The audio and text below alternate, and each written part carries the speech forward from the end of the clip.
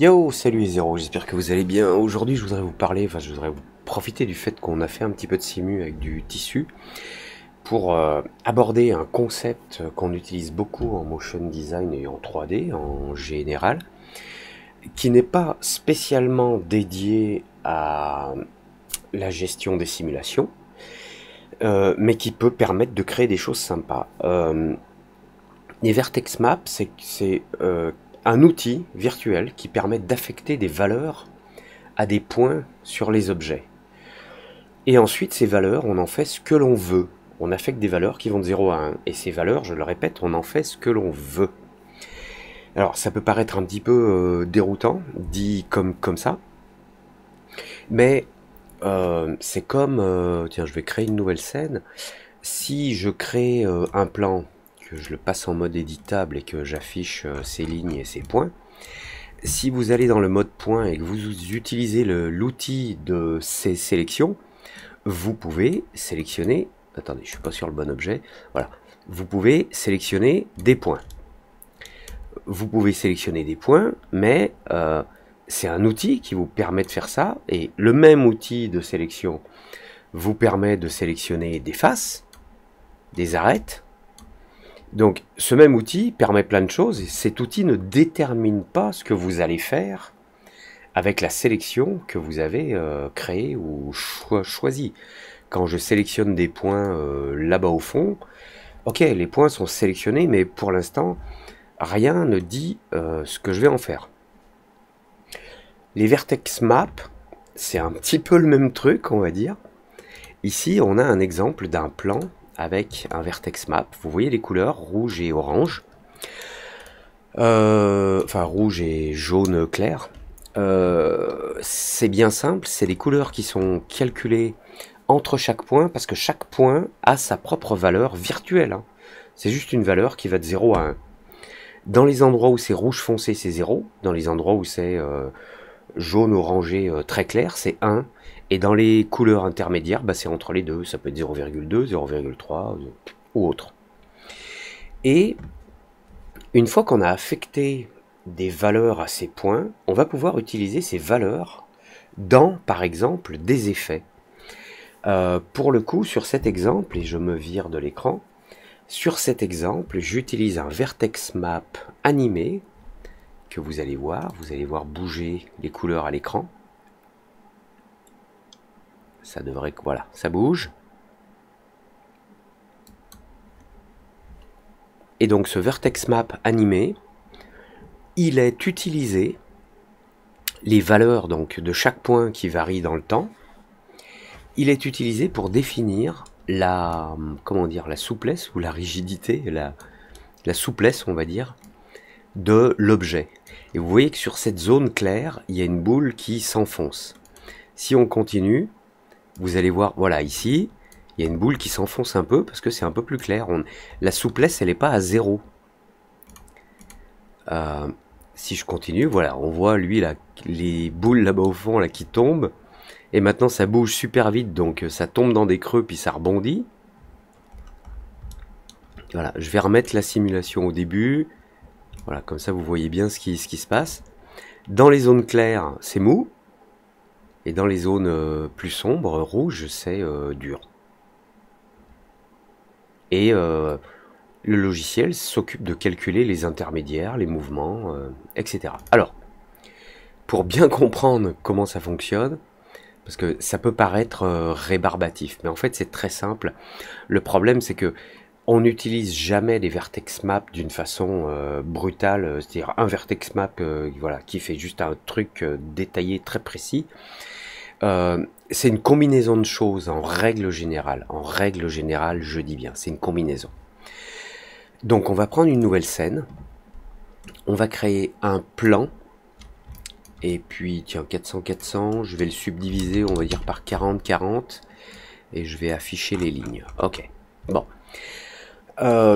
Maintenant je veux utiliser un vertex map. Alors quand on utilise des vertex maps, des couches pour donner des valeurs aux points, on a une idée derrière la tête, on sait pourquoi on le fait, on commence pas à utiliser des vertex maps au hasard, on se dit tiens, je vais faire ça et je vais le contrôler avec un vertex map. Donc le mapping il se fait d'une façon relativement simple, mais la première chose c'est que ça ne fonctionne pas sur les objets paramétriques. Là j'ai un plan.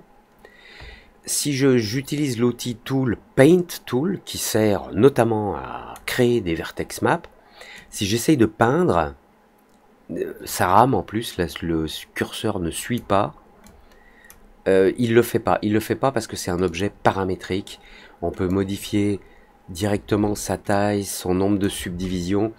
Donc ça ne marche pas sur les objets paramétriques. Un point, c'est tout. Point. Voilà. Donc ce plan, je vais le convertir ici. Je clique une seconde. Current state to object. Donc je crée un autre objet qui devient un objet éditable. La petite icône change ici. Je vais désactiver le plan que j'avais avant, je sélectionne celui-ci. Et si je vais dans Tool, Paint Tool, j'y étais déjà, le pinceau ici.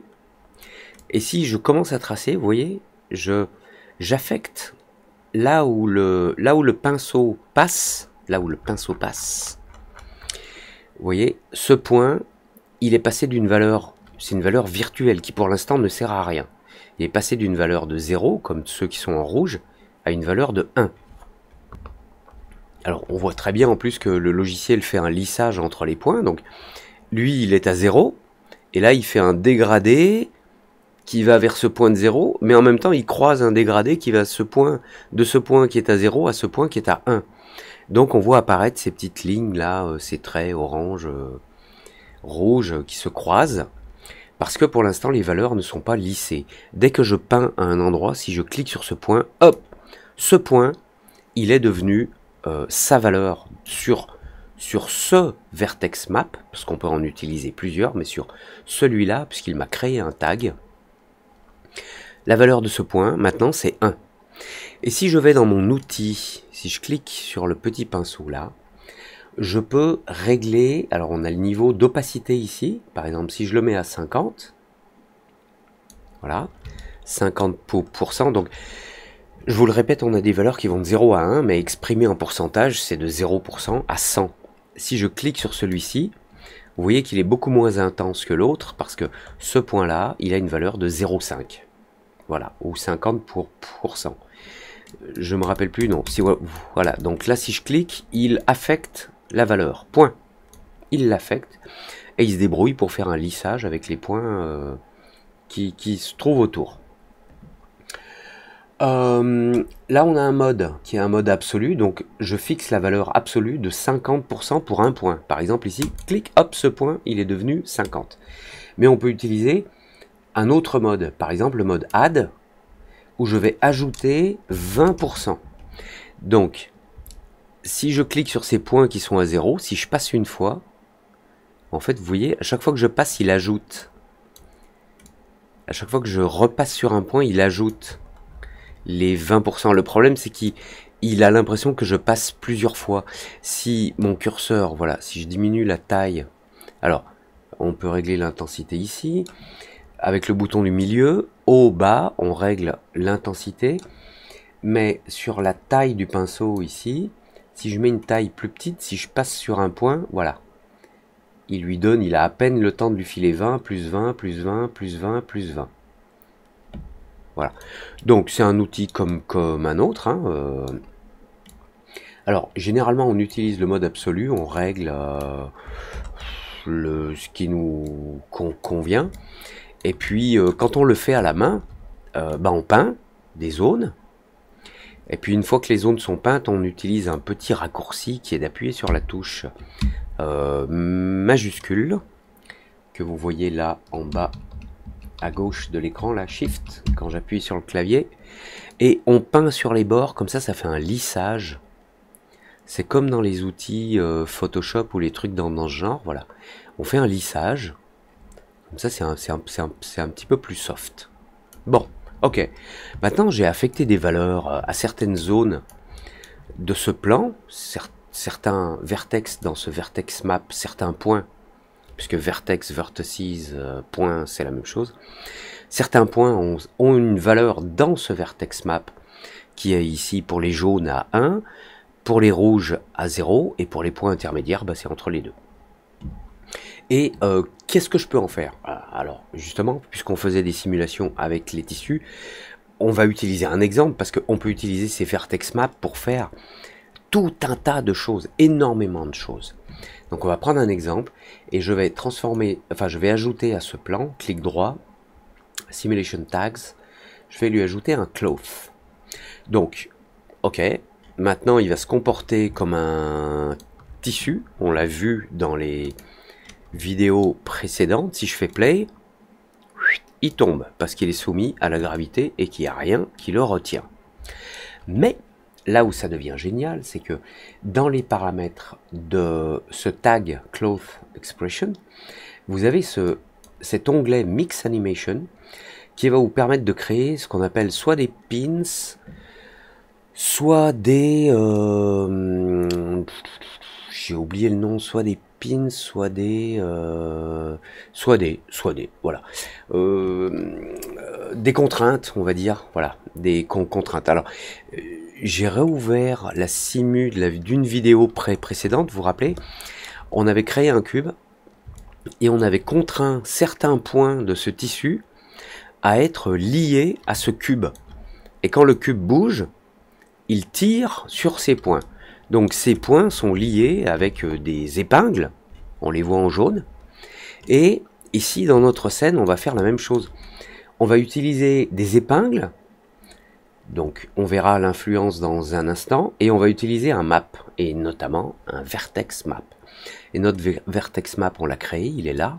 Il s'est créé automatiquement quand on a utilisé l'outil Tool, Paint Tool, et qu'on a commencé à peindre. Il a créé un nouveau vertex map.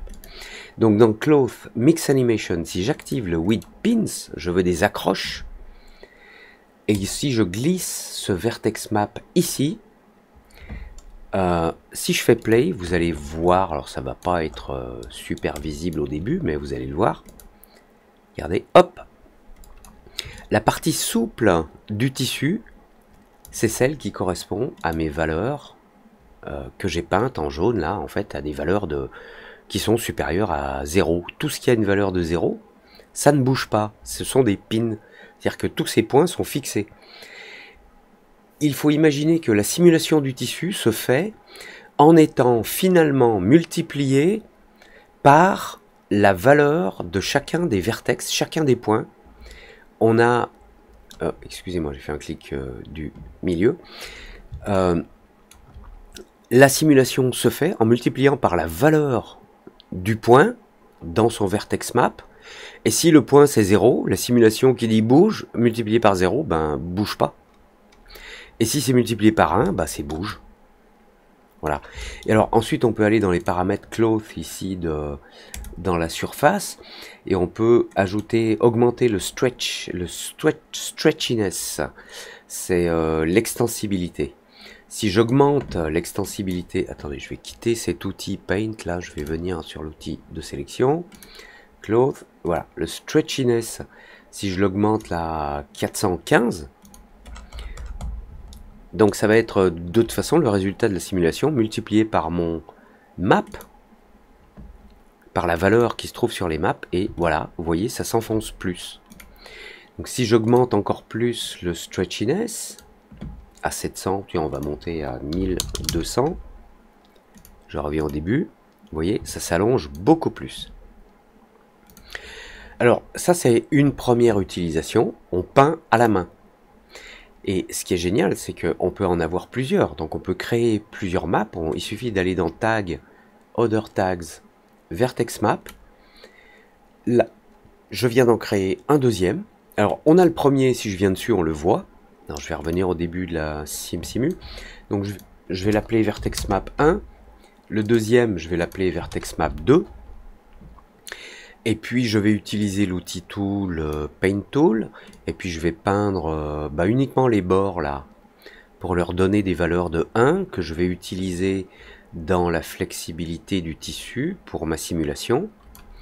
Maintenant j'appuie sur majuscule et je peins sur les bords pour adoucir un petit peu les contours, voilà. Et maintenant si je reviens dans mon cloth, dans Mix Animation, au lieu du Vertex Map 1 que j'avais à l'origine, si je mets le 2, on a les bords qui pendent. Rien. On a les bords qui pendent. Tu sais, c'est une phrase étrange, mais bon. Si je remets le 1, on a la partie qu'on avait dessinée au début qui se met à pendre sous l'effet de la gravité et de l'élasticité du tissu. Les autres parties ne sont pas élastiques, ou plutôt elles sont accrochées, c'est pin, hein, le mot pin, c'est vraiment une épingle. Et ce qui devient très intéressant, c'est qu'on peut faire des trucs... Alors attendez, je change d'outil, parce que quand je suis sur l'outil Paint, à chaque fois ça me trouble, j'ai l'impression d'être dans l'outil de sélection. Voilà. Figurez-vous qu'on peut faire des trucs complètement space, du genre, dans le Mix Animation, là j'ai un Vertex Map. Alors, on a l'influence, donc je peux augmenter ou diminuer l'influence, mais si je la diminue trop, les points qui sont pin, ils ne sont accrochés, ils ne sont épinglés qu'à 14%. Alors, bien sûr, les autres sont plus épinglés, enfin moins épinglés, mais certains sont quand même... Enfin, ceux qui sont épinglés le sont moins. Si je diminue la valeur, là, à 6, voilà. Ça tombe. Et ça tombe, mais ça tombe plus ou moins, quoi. C'est juste ça. C'est plus ou moins épinglé. Si je remonte à 74%, excusez-moi, j'essaye de faire un scale, voilà, S. Voilà. Attendez, je reviens ici, 74%, si je diminue à 44%, voilà, bon. Donc là, on a accroché les morceaux, et ce qui peut être intéressant, hein, c'est par exemple, à l'image 50, je dis que c'est le Vertex Map 1, j'enregistre une clé, là, en cliquant sur le petit losange, et à l'image 51, je vais mettre le Vertex Map 2, et j'enregistre une clé, comme ça, il change de map. Et si je joue ma scène, c'est mou comme ça, et à l'image 50, bing, il change. Et vous remarquerez que les points qui étaient qui avaient été ramollis, on va dire, durant la simulation, juste avant l'image 50, ici, d'un coup, bing, ils reprennent leur place parce que ils deviennent accrochés à leur position initiale. Voilà. Alors, on peut s'amuser à changer de vertex map, on peut s'amuser à les peindre à la main, on peut les mettre dans n'importe quel ordre, hein, ça n'a pas d'importance, puisque ce qui est important, c'est qu'ils soient affectés quelque part. Donc là, j'ai peint 2 vertex maps et je les ai animés en passant de l'un à l'autre. Ok. Il y a sans doute des choses à faire avec ça, mais là tout de suite, je ne vois pas quoi précisément. Donc je vais simplement sélectionner ces clés là. Ou plutôt, je vais aller ici dans Cloth, Mix Animation, Map, ici je reviens au début, je vais faire un clic droit sur Map, Animation et Delay Track, je vais effacer cette piste d'animation, comme ça on va rester sur le map numéro 1. Alors, le map numéro 2, donc si je passe la souris au-dessus, voilà, il me donne son nom, hein, qui est là,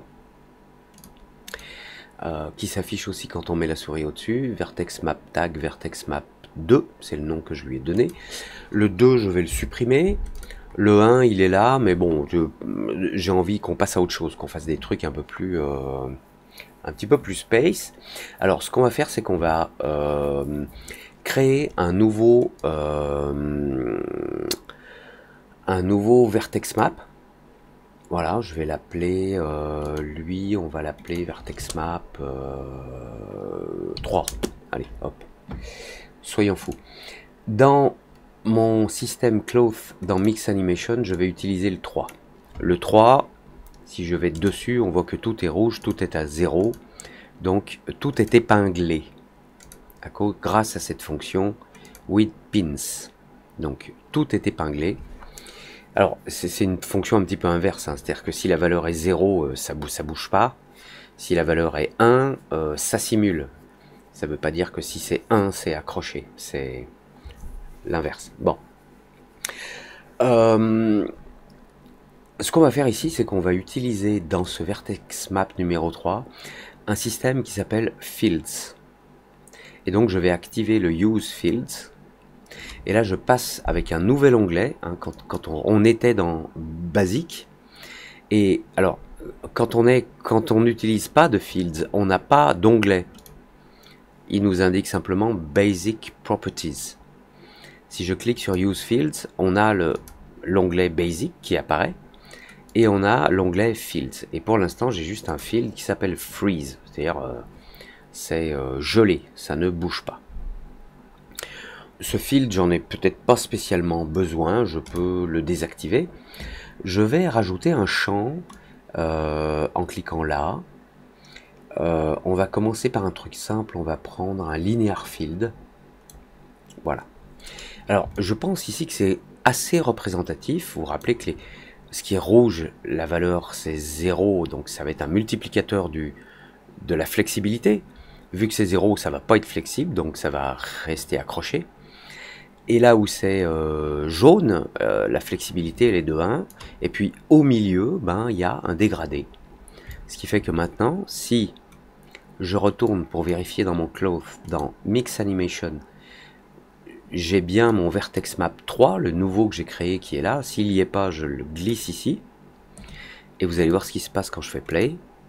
Hop, voilà. Il y a une partie qui est élastique et l'autre non. Alors vous vous rappelez que j'avais changé l'élasticité ici dans Surface. J'avais mis 1200, mais on va redescendre à quelque chose de raisonnable, genre 50. Histoire que ça se... Ah, ça crée quand même des petites secousses. On va se mettre à 0 et puis on va pas se prendre la tête. Bon, il y a un petit comportement étrange.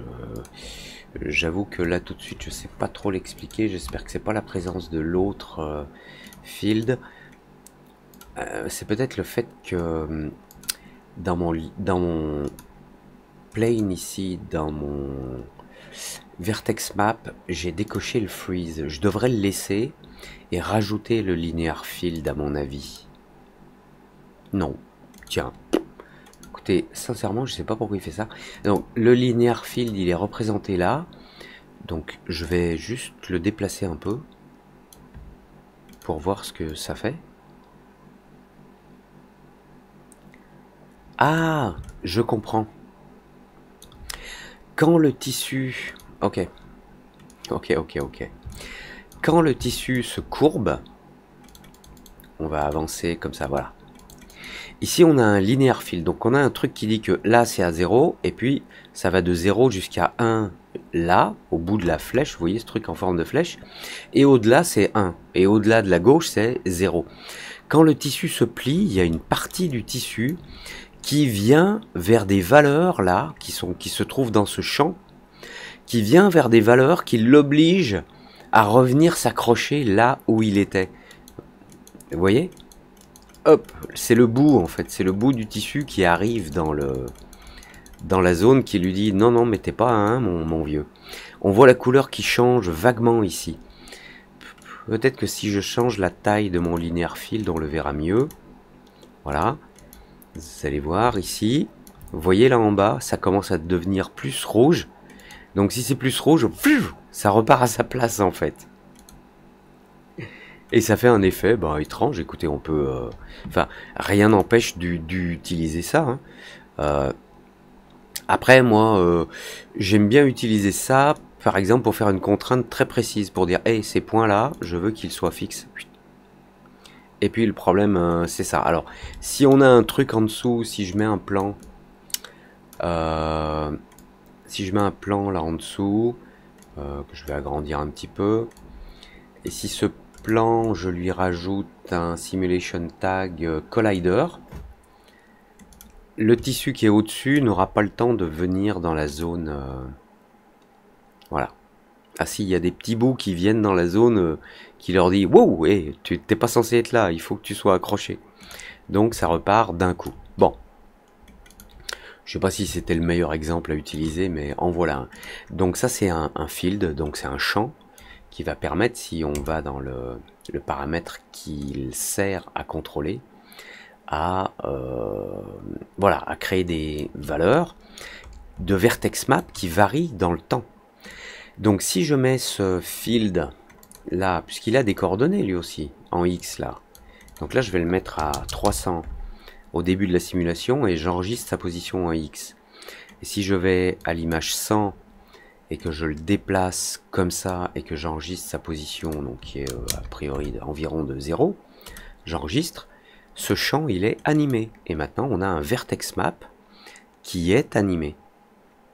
Voilà. Et le tissu se met à se plier doucement, puisque en fait le vertex map permet de lui dire non, tu n'es plus accroché.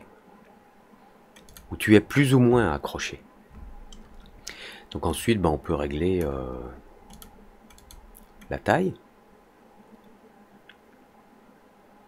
Voilà. Alors, ce qui est bien quand on utilise des champs, c'est qu'on peut avoir des champs différents. Donc, je retourne sur mon vertex map dans la section fields. On peut avoir, enfin, on peut cumuler des champs avec des algorithmes de mixage. Je vais pouvoir, par exemple, ajouter un champ sphérique ici. Donc, il est là au centre. Je vais le laisser là. Et lui, max, c'est-à-dire que quel que soit ce qui est en dessous, il va prendre la valeur maximum. Enfin, il prend ce qui est en bas là, qui est à une valeur normale, ok, 0. Il rajoute le linear field là au-dessus. Si le linear field a une valeur plus élevée, il la met. Il prend la valeur la plus élevée des deux. Et là, il va prendre la valeur la plus élevée des deux. Et on va voir ce qui se passe.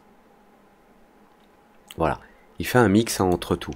Alors, on voit pas bien l'effet parce que mon champ circulaire est peut-être pas assez grand, donc je vais l'agrandir comme ça, et vous voyez que le milieu du tissu, attendez, je vais enlever ce plan là, je vais enlever la grille, je vais enlever l'affichage des champs, alors rendu oui, affichage, sélection, non, voilà. Au milieu on a le spherical field, donc c'est mou, et puis on a l'autre champ qui arrive et qui détache en fait, voilà, qui détache les parties qui sont fixées à travers le Mix Animation Pins. Et concernant ces vertex maps, comme vous l'avez vu, c'est animable, donc on peut faire des choses amusantes, intéressantes. On peut par exemple changer la taille de ce truc là. Sa taille elle est là. Donc on peut commencer à cette taille là, aller à l'image, je sais pas, 50, l'agrandir un peu, enregistrer bien sûr la taille, clic, à l'image 100 le réduire, enregistrer sa taille, clic, et puis on va avoir un mouvement, voilà, ça grandit, puis ça se rétrécit, voilà. Donc après on est libre d'utiliser plein de trucs, une des choses les plus étonnantes, alors je vais supprimer ce spherical field, garder que le linéaire, le freeze du début je pense qu'il sert à rien, on peut le virer à mon avis, ouais, ok. On peut ajouter un field, un champ d'un type très particulier qui est le shader field. Le shader field, c'est une image que l'on va calquer pour déterminer les valeurs. Alors, par défaut, quand on met un shader field, ces paramètres sont là en dessous, et dans shader, il n'y a rien. Donc on va en créer un, il faut cliquer sur la petite flèche, et pour la démonstration, on va utiliser un noise. Donc un noise, c'est un bruit. Donc, alors c'est la petite image que l'on voit là, en tout petit. Ça c'est un preview, c'est les valeurs qui vont de blanc de noir à blanc. Le noir c'est 0, le blanc c'est 1. Et c'est mappé sur mon objet. Si je clique sur mon noise ici, je vais pouvoir éditer des paramètres comme son échelle globale, donc je vais pouvoir agrandir son échelle. Là en bas, je vais pouvoir augmenter son contraste. Donc là, vous voyez qu'il y a des zones qui sont plus ou moins rouges ou plus ou moins claires. Et voilà. Et les parties claires, je vais désactiver pour l'instant mon linear field. Les parties, alors même s'il bouge encore, hein, les parties claires sont souples et celles qui sont moins claires, les plus rouges, sont fixées avec des épingles. Et ça se passe donc dans ce shader field. Alors lui, je vais le désactiver, voilà. Dans le shader field, ici, vous pouvez venir éditer votre noise ou autre chose, hein. Vous pouvez utiliser tout un tas de types de noise, fire. Alors peut-être qu'il me faut une échelle plus petite ou plus grande. Alors il y a certains noise qui sont plus adaptés pour les animations, puisque vous avez un paramètre ici speed, et vous avez un movement. Donc je veux que ça bouge en X, donc je mets juste 1 sur X, et speed je vais mettre 5, et normalement ça va se déplacer en X. Voilà, mais vous voyez ça bouge vite, hein. Donc en speed je vais juste mettre 1. Alors on a à peine le temps de voir. Alors d'abord il faudrait que notre tissu soit beaucoup plus flex, plus souple. Donc stretchiness, je vais l'augmenter. Je vais le mettre à 600. Et puis dans mon map ici, dans le noise, voilà, je vais peut-être pas mettre un contraste trop grand. On peut faire un clip, c'est-à-dire renforcer les parties high, les parties hautes, blanches ou claires, ou une valeur proche de 1. Si je diminue ce seuil là, je force certaines valeurs intermédiaires à devenir plus élevées. Et alors malheureusement ça bouge trop vite là, il faut que je mette 0.1 pour qu'on ait le temps de voir. C'est difficile à voir parce que c'est pas très flex. Je vais prendre une échelle plus grande, comme ça on aura des zones plus grandes. Voilà, vous voyez là-bas au fond on a une zone là qui est flex et qui se déplace. J'ai augmenté le nombre d'images dans mon anime, 500. Alors là c'est flex aussi mais pas assez. Bon, il y a plein de choses qu'on peut faire, hein. On peut soit forcer ces zones à être encore plus voilà, plus avoir des valeurs plus proches de 1, voilà. Et ça se déplace. Ça se déplace alors à cette vitesse via ce vecteur là qui est un mouvement en 1 sur X. Enfin sur X, c'est sur UV ici, mais bon, peu importe. Et une vitesse, alors on va mettre 0,3. On verra peut-être un petit peu mieux l'étrange effet. Voilà. Si vous rajoutez à ça notre truc habituel, donc je vais dans Plane. Alors, voilà. Si je quitte le vertex map, je ne le vois plus, hein. Si je clique ailleurs, je le vois plus. Il est actif, ok. Sur mon plane, si j'ajoute un modificateur là, c'est où? C'est là. Cloth Surface, je vais le mettre au-dessus. Je vais mettre mon plan à l'intérieur. Donc il me crée une subdivision. Donc ici, Cloth Surface, subdivision de 2. Thickness, donc épaisseur, je vais lui donner une légère épaisseur. Comme on le voit ici. Bulging, ah oui, voilà, bulging, ça crée une espèce de renflement en fait. C'est-à-dire que les bords sont moins épais. Ça peut parfois être intéressant ou utile ou joli. Alors ici on a des petits défauts de lissage, mais si je vais sur mon Close Surface, que j'ajoute un tag, ah je sais jamais, c'est dans Render, non, c'est dans quoi? Le Fong, c'est dans Odor. Il est où le Fong? Dans Modeling, voilà, Fong. Ici, lui, le Fong. Angle Limit, si je l'augmente, normalement, non. Est-ce que c'est lui qui est contrôle? Non, c'est parce que l'angle n'est pas suffisamment grand pour que ça se lisse correctement. Là, je me rends compte que j'aurais dû partir d'un plan avec une définition beaucoup plus élevée. Un point, c'est tout. Ça va être difficile de... Peut-être en utilisant un subdivision surface au lieu du cloth. Si je prends un subdivision et que je mets le subdivision dans un cloth, que lui par contre ce cloth je le subdivise pas mais je lui donne une épaisseur, là on a les coins un petit peu arrondis mais rien de grave. Voilà. Et là on a ce truc voilà, qui bouge bizarrement avec l'utilisation d'un vertex map. Mais sachez que les vertex maps peuvent être utilisés pour beaucoup d'autres choses, pour mixer des textures sur un objet, des textures qui vont bouger justement en se mixant comme ça avec des vertex maps qui bougent. gérer des collisions, à des endroits où il y a beaucoup de rebonds, à d'autres endroits non, etc. Les Vertex Maps, c'est vraiment un outil qui permet de faire tout un tas de choses. C'est un outil qui sert à définir des valeurs sur les objets à certains points, et après on peut utiliser ces valeurs à plein d'endroits différents, vraiment plein.